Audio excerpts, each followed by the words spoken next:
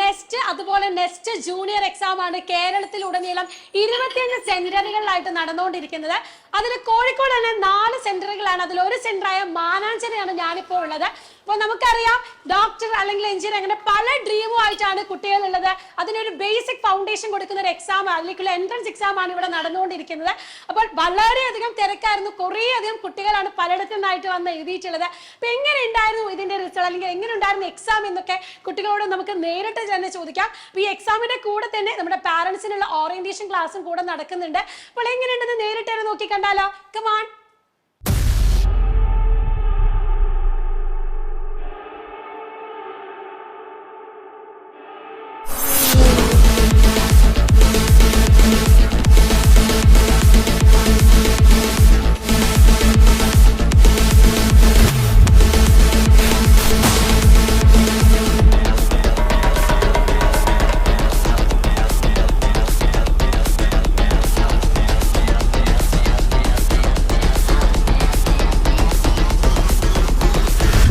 Next junior exam എങ്ങനെയുണ്ടായിരുന്നു?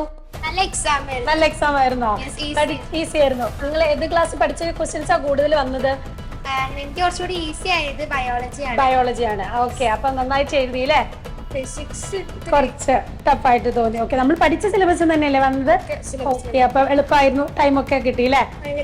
Easy ആയിരുന്നു. Okay, നമ്മുടെ സിലബസ് തന്നെ ക്വസ്റ്റ്യൻസ് ഡയറക്റ്റ് ആയിട്ടാ വന്നതൊക്കെ അല്ലേ? ഏതായിരുന്നു? CBSE ആണ് സ്റ്റേറ്റ് ആണോ മോള്? സ്റ്റേറ്റ് ആണ്. അപ്പം ബുദ്ധിമുട്ടുണ്ടോ ക്വസ്റ്റ്യൻസ് കണ്ടിട്ട്? ഫൗണ്ടേഷൻ ക്ലാസ് കണ്ടിട്ട് എഴുതിയോണ്ട് എളുപ്പമായിരുന്നു എക്സാം?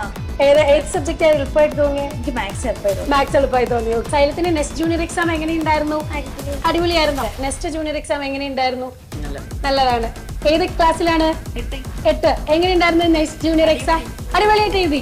ഏതാ ഈസി ആയിട്ട് എഴുതാൻ പറ്റിയ? മാത്സ് എളുപ്പമായിരുന്നു.